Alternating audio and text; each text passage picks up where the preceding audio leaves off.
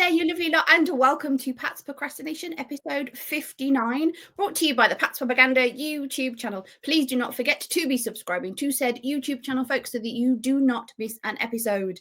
Here we are. I'm Clazzy Clare. He's Chudders. So, Chudders, how are things with you? Everything's grand, thank you, Claire. Are you good? Are you excited for next week? I am so ready for the chaos to be done with. Excuse me. So ready. So I so want the draft done with now, so that I can just. You're not very excited for it. You're excited for it to be over, but you're not excited for it. Well, to be honest with you, as we record this, full disclosure, folks, early on Tuesday morning, I haven't had enough sleep due to a certain situation over the weekend of staying up till really late to watching a sporting event, really late watching a sporting event. So I'm sleep deprived, and then it's the anticipation of being more sleep deprived because they're not UK friendly times, these things. So maybe some of the tempering of my enthusiasm is I'm so tired.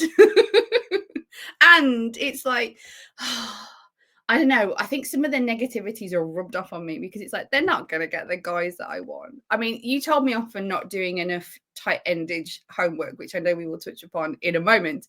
And it was because I'm just not ready to like open myself up and let myself get hurt again. It was like, I don't want to get invested. I just pick the guys you're going to pick. Come on. So it's not that I'm not excited. I am. It is interesting. It is exciting. It is great to see like the new team and who the new guys are going to be and stuff like that. But as you know, as I never ever hide away from, I am not adverse in college football. I don't get to watch it very much, if at all. So I have to catch up on combine and highlights and stuff. So I never say that I know a lot when it comes to the college stuff. So I have to pick it up as draft time comes along, sort of thing. So I'm not as knowledgeable as yourself. So there is that. But yeah, there is that part of me that just wants the chaos done, because we went from a long time, and I know that you do want to speak, so I'll let you in a minute. But we went from like the potential that Travis Hunter was going to drop. And then there's like the speculation that maybe he'll go to the Browns, and then with the quarterbacks, we all know the jam.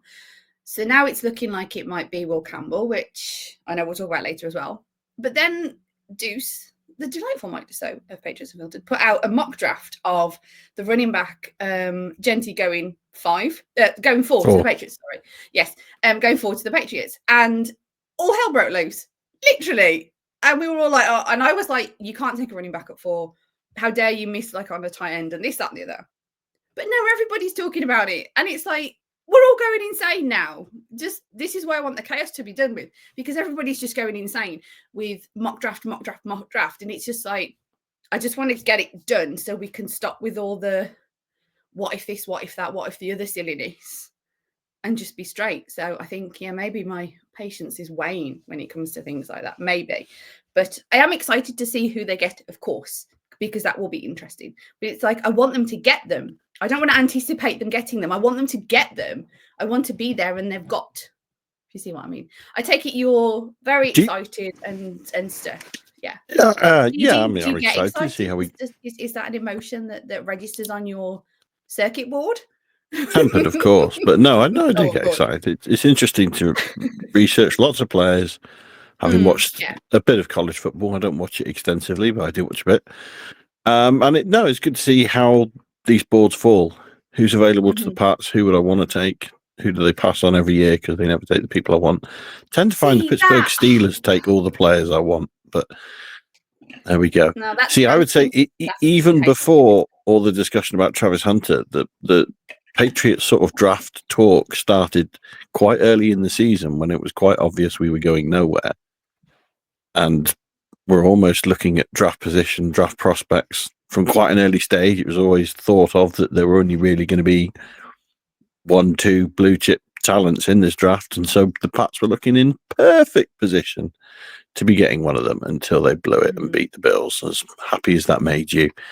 But we'll have to see how things fall. Do you have to throw it out like this major insult and like I did it? Because I was like, I hate the Bills. No. Yeah, you willing us to behave yourself. You willing us to beat the Bills is what cost us, Claire.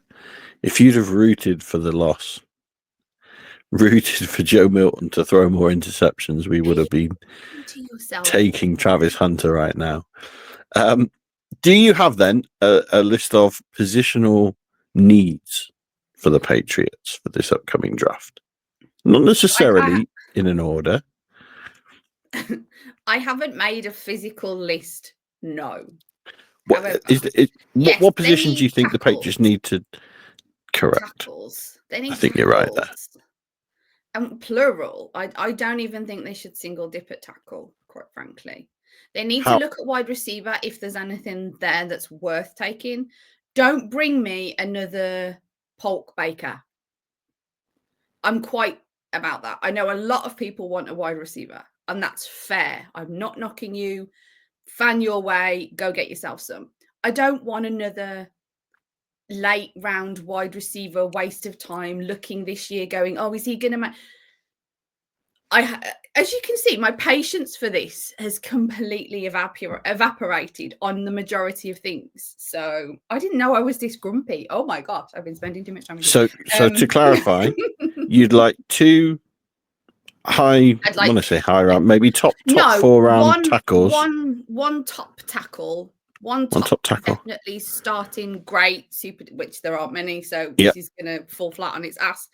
Definitely a good guy who's a backup who could develop, somebody that's quality for the future. And then a top receiver. To be honest, if they don't get a top receiver, I won't be out of my mind. Edge rush. I know they need that. See, the thing is, what you're talking about, it all depends on who is there when it is time to take the Patriots picks. If there's no good edge rushers left, which there should be at some of them, then yes, they need edge rush. They need tackles and they need edge guys. Those are needs. They should get some quality on the offense, which is wide receiver, tight end, and probably running back. They should definitely look at the offense. They should be looking at the offense. Now, preface that with, it depends who's available at the time that they're picking. It's like, don't get a low ranked or whatever receiver just for the sake of getting a receiver if a top quality tight end is available. But if there's a top quality wide receiver available and not and a low ranked tight end, if you like, then build your offense. To me, at the minute, it's not specifics. I haven't got specifics. It's get some freaking good players on offense. Do the best you can on offense, and then with the preface of edge, because I know that this is, from what I understand, this is a good edge class, and it's an area of need. So they definitely need to be looking at that in the decent set of rounds. So yes, but as for I want them to get this, and I want them to get. No, I haven't got those specifics this year because I think because my patience has waned so much. It's just get some good players. I kind of don't care now. Get some good players. This is where I am, which is why I hadn't done again the deep dive on the Titans, which I have since done because I was ordered to. So I'm a good girl. I do as I'm told. Okay. So the first 2 days of the draft, then, which the Patriots have 4 picks, without necessarily assigning specific slots. What do you think would be the 4 positions? This is pointless because I have just said that this is what you need to do. Name your players then, because I haven't got them. It's not necessarily players, but it's positions. So I would say similar. I think left tackle. Left tackle is the biggest need for the Patriots. I think they're probably going to attack that at the 4th pick of the draft. The only asterisk that could come with that, I think, is if Abdul Carter, because I'm 99% certain Travis Hunter is not going to be available. But if Abdul Carter is available, because Shedeur Sanders goes earlier, then I think they could take him, and then it would be 2nd pick in the draft is tackle. Again, I agree with you. You have to wait and see how things fall. Yeah, I think the way that, having run many mock drafts and used many different websites and tools and looked at different big boards and everything, the first 2 picks in the draft, I think there's a chance that they could be tackle, edge, tackle. The way that the talent seems to be presenting itself. Yeah. But obviously, like you say, we have to see how things play out and how the board fits. May I interrupt a minute? Go for it. If they're sitting there and say they've taken, as you said, Carter or Hunter have gone on their 4th pick. If they're sitting there in the 2nd round and they're looking at a quality tackle and a quality edge, I want them to be taking the tackle. 2 tackles back to back. No, if you listen, if they take Carter or Hunter at 4, sorry, and they're looking in the second, if that happens, and they're looking in the 2nd round, and you've got, with regards to skill set, talent, etc., if you've got 2 chaps who are of a similar situation, one's an edge and one's a tackle, for me, they should be taking the tackle. I agree, but obviously, if they've taken Carter in the 1st round, I wouldn't expect them to take an edge in the 2nd round. No, that's fair. I'd agree with you. If they've taken Travis, I don't think there's any chance he's going to be available. But if they've taken Travis in the 1st round, I agree. The next priority should be tackle in the 2nd round. Yeah, sorry, that's me being dead this morning. No, you're fine. After that, the following 2 picks, which they'll have in the 3rd round, I kind of leave it open, and I agree with you that you just got to see who's available. There's probably 3 positions that I think could go for those 2 picks. Wide receiver, running back, and tight end. And really dependent on who's available at what slots as to who you're taking. I'm not saying 3rd pick has to be a wide receiver or has to be running back or has to be tackle or vice versa. You're making me try and say it. I didn't want to say it either, but you're trying to make me say it. This is why I got crispy. Looking to get your opinion. You don't have to nail on. Interested to get your opinion. I think it'll be interesting to see how it plays out. So many big boards. There's such a middle class this year. The high end class really isn't there. There's such a middle class. It's so hard. There's so many players that could go 4 or could go 12. Shador Sanders could go 2. He could go in the 2nd round. There's such big differences of opinion out there. It's going to be very interesting to see how it all plays out, I think, really. I do think, as we sit at the moment, the highest likelihood is Will Campbell is a Patriot of 4. Is that the way you kind of see it playing out? It really feels like it. And now a lot of people are talking about the defense guy, Mason Graham. Is that right? Is that the right one? I hope it's not Mason Graham. That's who Deuce, I think, has. There's been talk of him. There's been talk about Genty. But this is all like speculation, mock draft, like you said. But yeah, it seems like it would probably be Will Campbell, and I would be fine. I'm fine. Okay, maybe not. If his measurables, if he'd have just ticked that darn box so people could be like, yeah, he's amazing, then I'd feel like loads more confident. I feel kind of confident that I want to see. I think he can make use of his undersizedness and still be a really good NFL left tackle, personally, but that's just my fandom opinion. So if at 4 the card says Will Campbell, then yeah, I'm like, okay, I might go to bed now. I may already be asleep, so the dings we may don't even have to wait that long. At least we're picking 4 again. I know, but I may still be asleep because I think it'll still be kind of late over here. So there's a chance, folks, that I might miss it because I'll just be face down in my coffee, sleeping on my couch. It's semi-pajamaed, probably, that sort of jam. So yeah, I may still miss it, but no. So have you made me a Clare big board of at least top 4 players that you'd like? Okay. Of course you haven't. That's one for next week. I wasn't going to, and to do your own.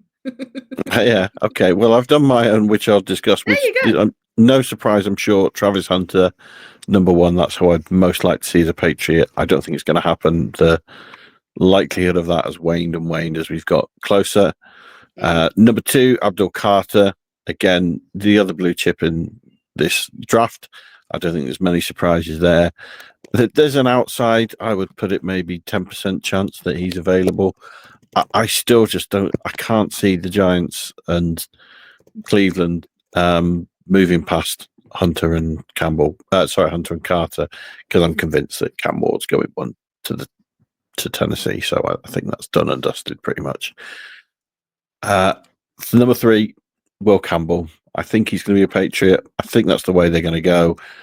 It addresses your biggest need. He is a top talent at the position. He's got the technique. He's got the movement. He's got the footwork. Like we say, his measurables are about the only question mark we have on it. But we've seen him go all the talents. Like we said, this is a great pass rush. He's gone against a lot of them this year, and he's pretty much dominated in all of it.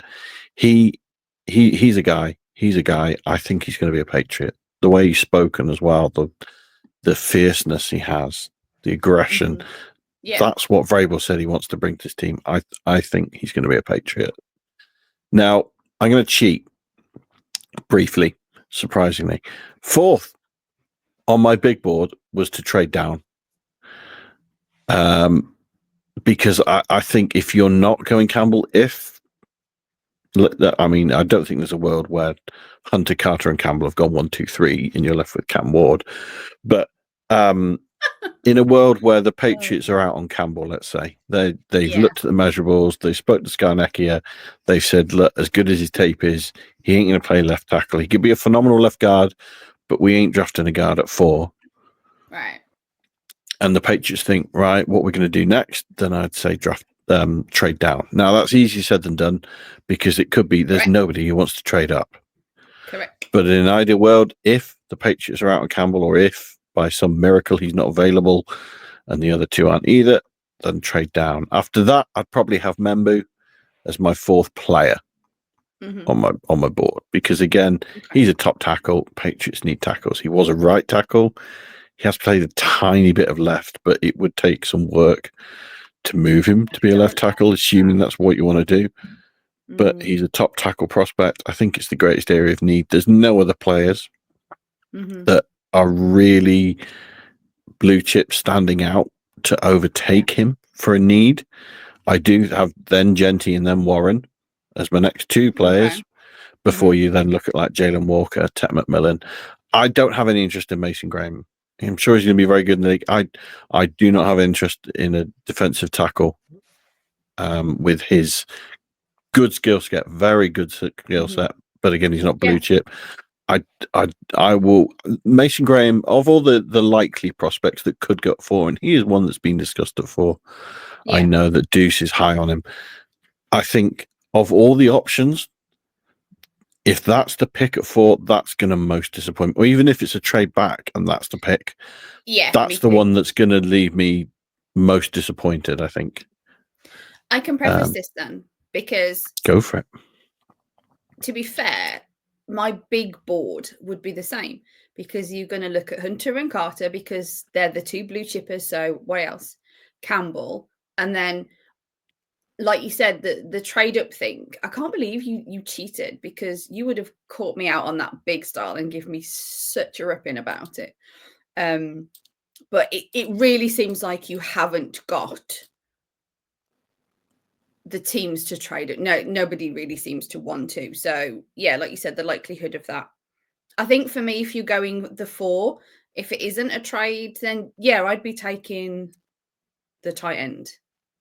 Really. Okay, so your 4th player is Tyler Warren. Probably, yeah. And would you take him 4? If say the Pats are out on Campbell, you're taking 4.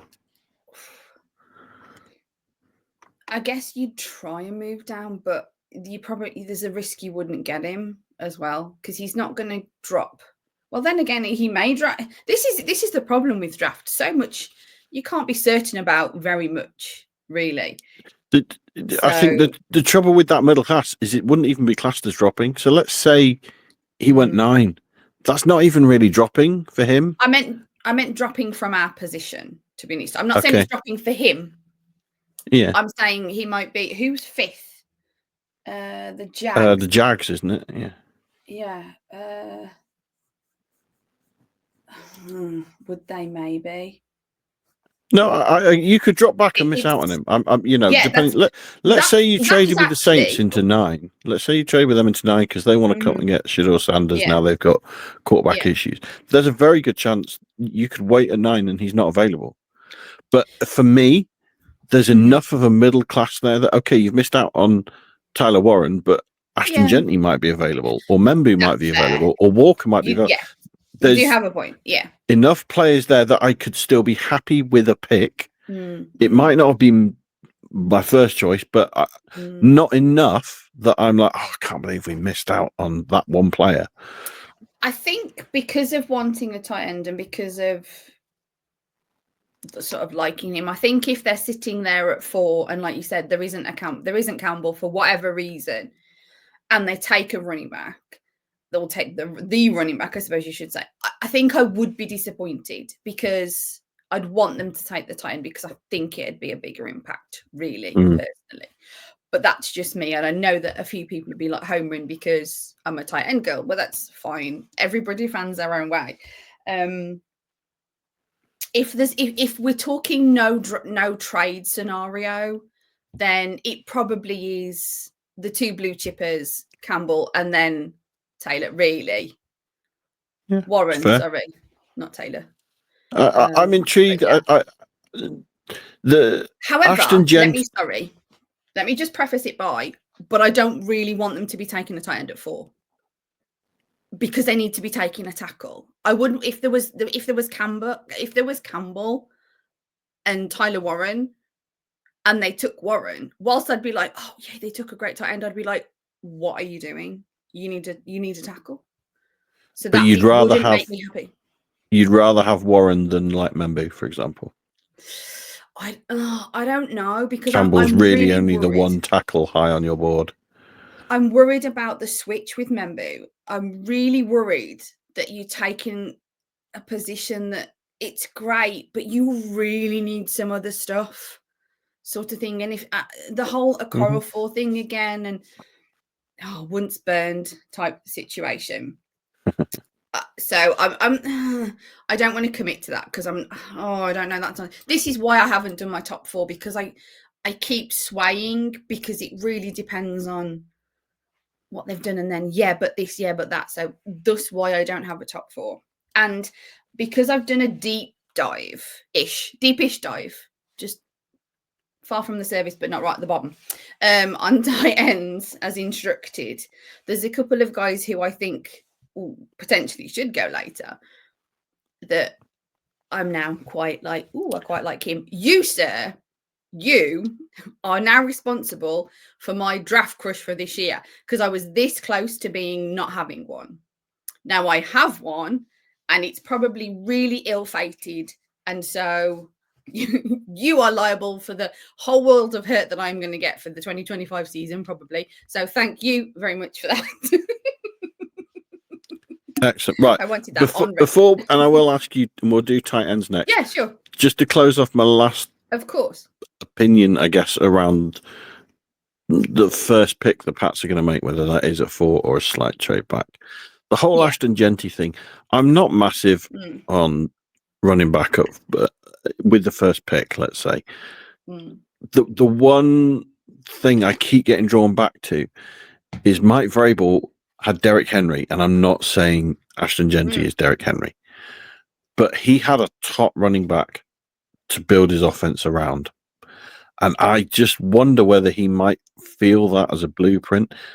It's not really a Josh McDaniels way, but I just wonder whether he might think, I want to get that top running back in the room. If you're not high on other prospects, if they're high enough on Campbell, I think they go that way. But if you've looked at it and gone, nah, I'm not interested in that. What's next? In that what's next, he might think, right, let's go and get a 2,000-yard running back out of college. And let's give Drake May a phenomenal piece that, you know what, if the pass is near, he's handing off, we're getting some yards. Yeah. And they might just go that route. I kind of hope they don't, because I don't want to become a running team, but I just wonder whether there is that desire for a true stud running back, because that's what Vrabel's been successful with in the past. Yeah. Anyway, so tight ends, I did give Claire, because this is a strong tight end class, because tight end is a future need of the Patriots, and so there's a very strong chance that they require one. I say future because they have 2 tight ends. They have a starting tight end and a number 2 tight end. Realistically, any tight end they bring in now is likely to be TE3. Mm-hmm. And I think we're agreed on that. Mm-hmm.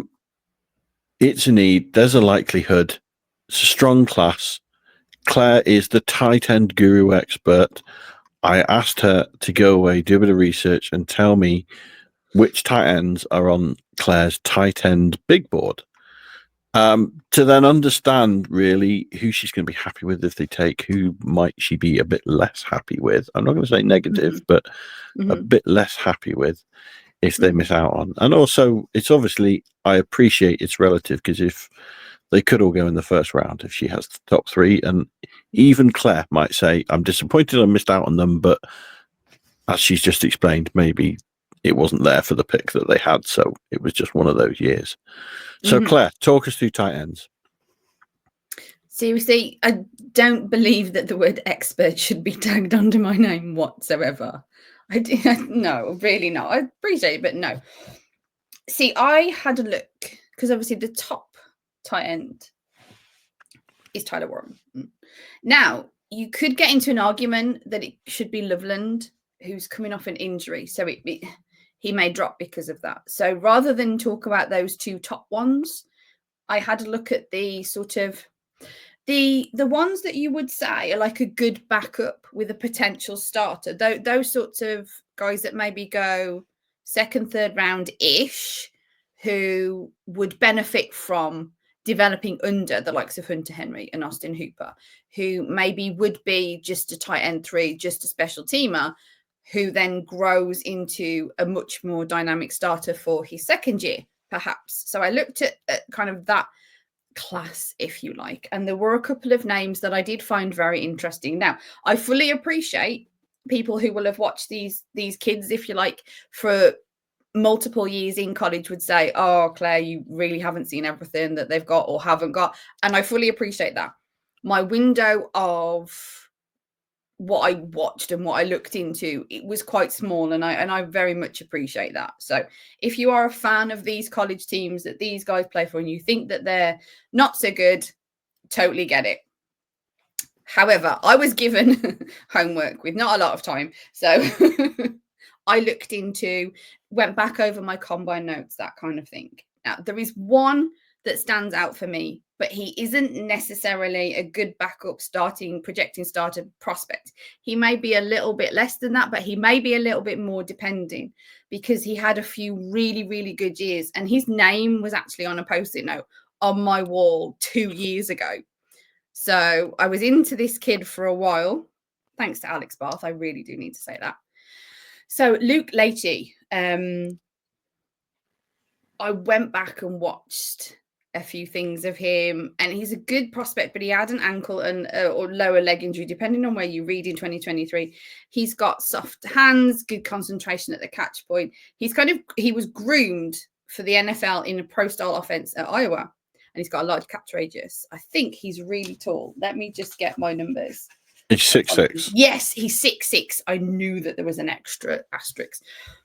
So he's a really big guy, like a really big guy. He does lack some dynamic athletic profile to really stand out. This is why I may be offshooting on my draft crush, who is doomed to maybe not really do that much. And he is a little inconsistent with blocking, so he isn't a complete full rounder, which I think is very difficult in that position now anyway.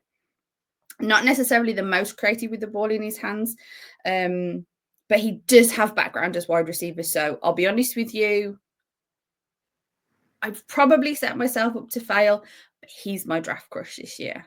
He was my draft crush. I am now completely enamored with this kid. I was enamored before a little bit, but now completely.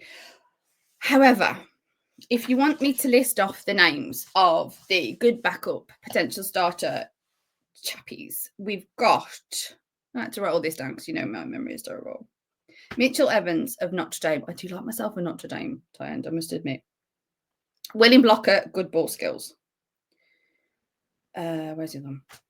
Jackson Howes of Georgia Tech, elite blocker, big blocking guy. He would knock heads together in the running game. Again, another kind of good back potential starter. I'm just trying to see where my notes are about his hands. Both run, block, and pass. He doesn't necessarily have the open field athleticism, though. This is the key. Yeah, he only had 20 targets last year. In fact, he's only had 56 targets. Yeah, over 3 years.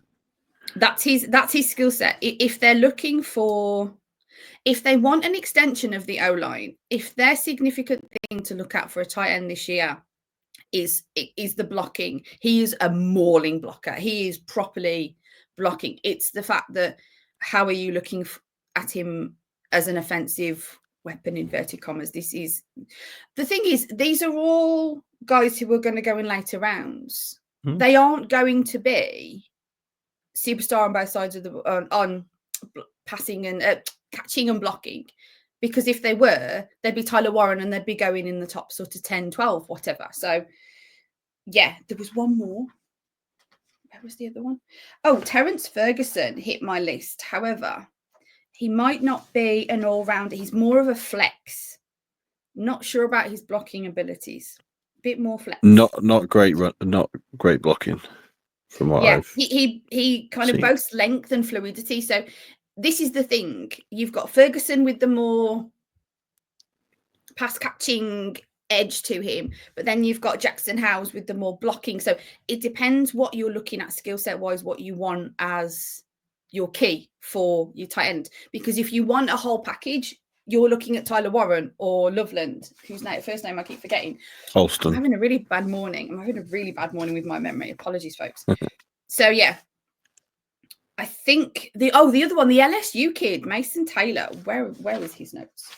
He's a good one as well. I'm not sure how high or low he'll go. Typical of me. I can't find my notes on him now. I think he's going to go possibly.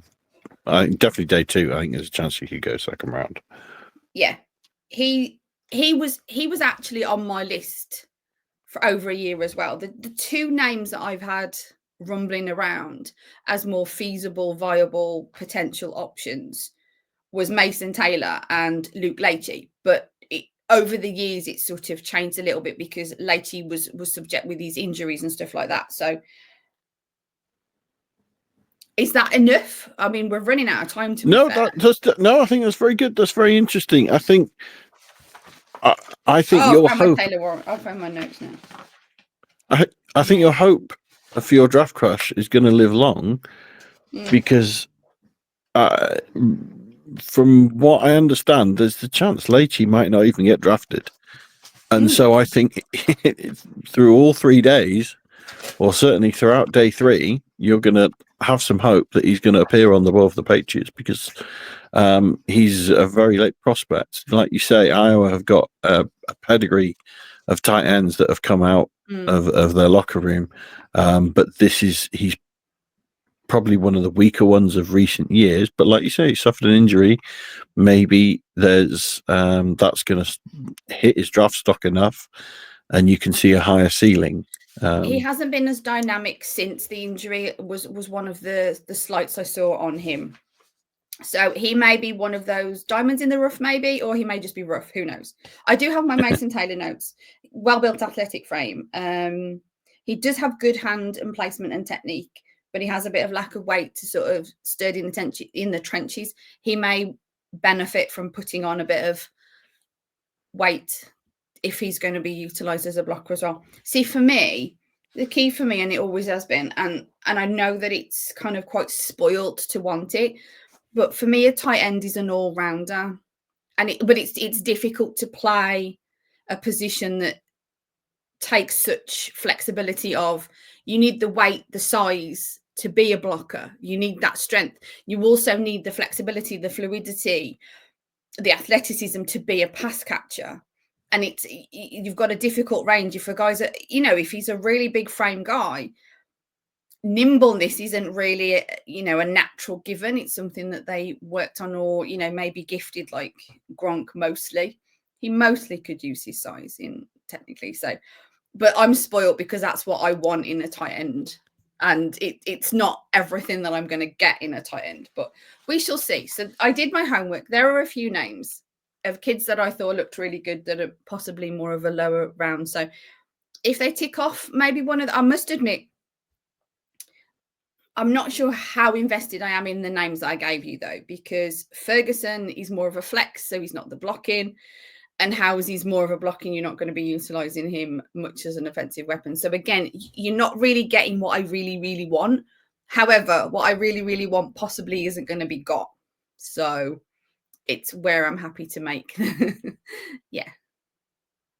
No, I think there's some good options there, and there's some good options throughout the draft. I think if the Patriots didn't have Hunter Henry, I genuinely think first pick of the draft, the Warren Loveland could be in play. Yeah. There's some mocks where Loveland does really drop down because that injury. It's almost Gronk style from a few years ago when he was drafted. That he was a top target, but his injury really knocked down his stock. There's a chance he could be there available in second round, unlikely, or even within grasp to trade up to. But I can't see the Patriots doing that. I agree. Mason Taylor. To you. Sorry? That's a very interesting way to put it. I'm sure somebody may have put that to you a while ago. I don't know what you're talking about. Mason Taylor, I think top prospect, but I think he's going to be too rich for the Patriots.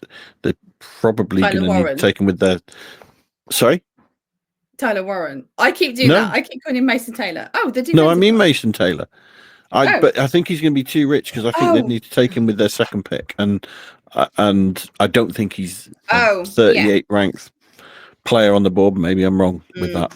Harold Fannin Jr. That's a prospect that I kind of earmark as I think possibly fourth, fifth pick in the draft for the Patriots. Could be available around that range. He's very good with his hands, put up phenomenal numbers. He's good blocker. He's got a lot to develop. He's got a lot to work on. I don't think it's all going to translate to the NFL, but I could see that as a TE3 developmental option that I'd be very interested in. I know his measurables weren't that great, but that's what I'm interested in. Mitchell Evans, same as you, a later round day 3 pick. That's one I've looked at as well. So yeah, no, interesting options. Thank you very much. I do appreciate. I know I had to drag you over the coals to make you do that, so I do appreciate it. Thank you very much, Claire. I just didn't want to open up my heart and have to deal with it and be. I'm very intrigued that your draft crush for this year is potentially someone who may not even get drafted. That's phenomenal. It's not unusual with the likes of me, really, is it? Shall we wrap it there? I think we really should, because people are going to have checked out by now. Completely and utterly. So thank you for joining us, folks, on episode 59 of Pat's Procrastination. We went a bit long, so we do apologise. I think we kind of just lost ourselves there, just being developed in all of the draft stuff. So are we bringing them another show prior to the draft? Do we not know? We should try to, yeah. We'll let you know. Keep your eyes on the socials, as they like to say. And if you are subscribing to the Pat's Propaganda YouTube channel, you won't need to worry about it, because you will get that notification. You will know that there is episode 60 coming your way. So from him, Chudders, from myself, Claire Clazzy Clare, this has been Pat's Procrastination. Tune in next time, folks. And as always, they do say, go Pats. LFG.